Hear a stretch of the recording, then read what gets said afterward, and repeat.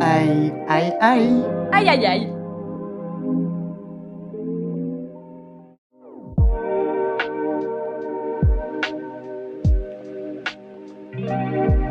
Aïe, aïe, aïe.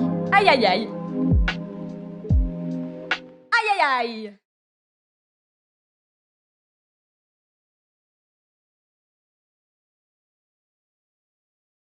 Engagée dans la peinture à partir de 13 ans et encouragée par son père professeur de dessin, Rosa Bonheur profite de l'interdiction qui lui est faite d'étudier et de représenter des corps humains nus pour se plonger dans l'analyse de l'anatomie animale. Son choix artistique s'enrichit des semaines qu'elle passe auprès de son grand-père maternel, en Gironde, au contact d'animaux dont elle n'a cessé d'offrir ensuite de véritables portraits. Le tableau Relais de chasse donne un exemple clair du changement de perspective opéré par son travail pictural. Il représente un chasseur assis qui attend son tour pour participer à la chasse, caché par 3 chevaux apparaissant de dos. Nous nous trouvons ainsi subitement immergés dans la scène, comme si nous approchions lentement des équidés, ne découvrant le chasseur qu'au dernier moment.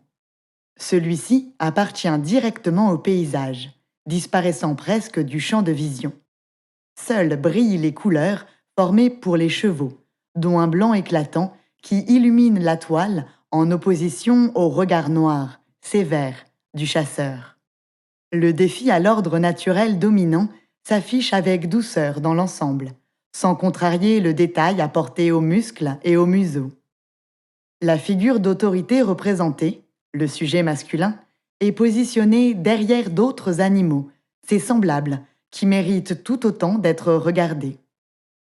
Cette éclipse artistique et politique se retrouvera dans la majorité des tableaux de Rosa Bonheur, jusque dans le dernier, resté inachevé, La foulaison du blé en Camargue, 1899.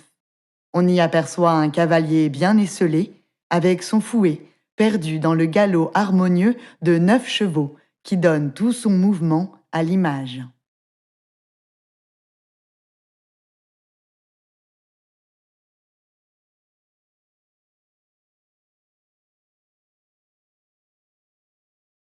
Le cinéaste russe Dziga Vertov voit la caméra comme un œil mécanique.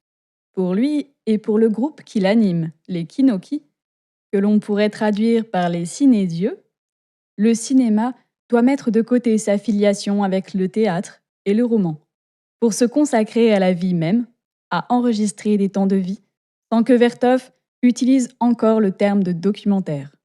Influencé par le futurisme de Marinetti, Vertov condamne l'utilisation des règles du spectacle dans les films de ses collègues, comme ceux d'Eisenstein au tout début des années 1920. Spécialiste des actualités filmées, Vertov publiera de nombreux articles sur le cinéma dans les revues d'avant-garde. LEF, Sovietsky Écran, et montra avec l'aide de son frère, Mikhail Kaufman, son premier film expérimental, Ciné-œil, Kinoclasse, en 1924. Un film sans scénario, sans acteur, sans dialogue, qui montre une boulangerie au travail et le cycle d'utilisation de la farine.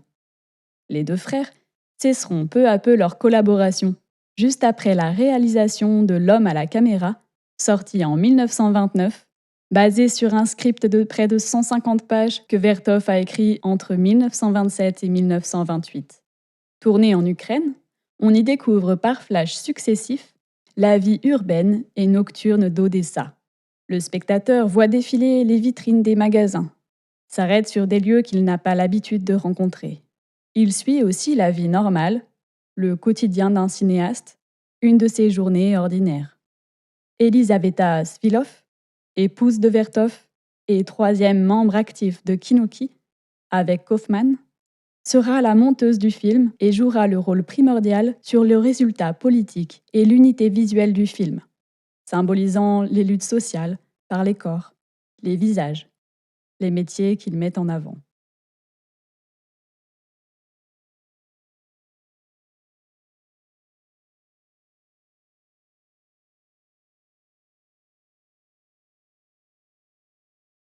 Réfléchir à l'architecture carcérale impose de traduire idéologiquement, dans un programme de construction, une vision de la place des personnes emprisonnées au sein de la société.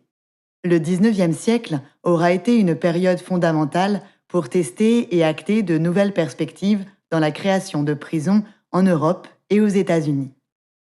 Le système américain majoritaire, dit auburnien, d'après le nom de la prison de New York, bâtie en 1816, prévoit une vie commune et silencieuse la journée et une solitude en cellule seulement la nuit. En France, 2 études ministérielles sont lancées, Gasparin en 1836, Duchâtel en 1841, pour aboutir à un enfermement en cellule plus strict, soit toute la journée. Cet enfermement reprend à son compte les principes de la prison panoptique imaginée par Jeremy Bentham et déployée dans les projets de construction de la prison de Pittsburgh en 1826 et Philadelphie en 1829. Ce modèle de prison circulaire place la personne incarcérée sous surveillance constante des gardes à partir d'un point unique et central dans une cellule individuelle. Les surveillants peuvent ainsi habiter directement dans une tour placée au cœur de la prison, de laquelle ils peuvent avoir un champ de vision couvrant à distance toutes les cellules des personnes enfermées, sans recevoir non plus de trop près les paroles des prisonniers. Cette séparation des corps, qui sera réalisée dans la construction de la prison de Niort, en France, en 1853, sera par la suite étudiée par Michel Foucault dans son ouvrage Surveiller et punir, 1975, comme matrice d'un gouvernement de contrôle paranoïaque, expression du concept de biopolitique. Une société de surveillance, disciplinaire, régulée, où la liberté s'exerce sous emprise et dont les capacités d'écoute et de prévision sont démultipliées par les technologies. Il s'agit d'un contexte intéressant à mobiliser aujourd'hui dans le cadre du développement de gouvernances algorithmiques et des régimes de vérité numérique qui ouvrent de nouveaux espaces politiques où se joue l'avenir de la contrainte comme celui de l'émancipation individuelle.